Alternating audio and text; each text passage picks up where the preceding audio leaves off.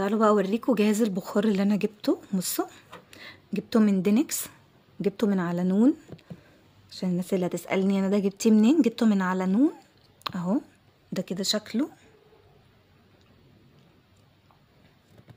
بصوا، هو الساعة بتاعته 350 ملي. تمام،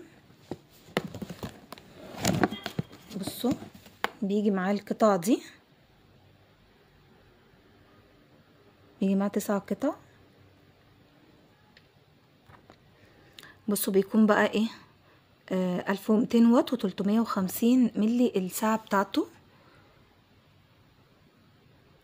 عايزين بقى نفتحه ونشوفه هو هيعمل ايه، رغم ان انا تجربتي مع جهاز البخار اهو وقع.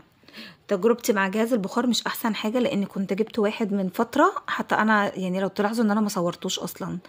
كنت جبت كده واحد من فترة وما عجبنيش خالص خالص، يعني باظ من اول اسبوع اصلا، فعشان كده انا حتى ما صورتوش. بس شفت بقى ناس كتير شكرت في دينكس فقلت اجربه يعني. المفروض ان هو مكتوب عليه الاوريجينال. ما نشوف الدنيا فيها ايه، على الله ينفع ويطلع حلو غير التاني.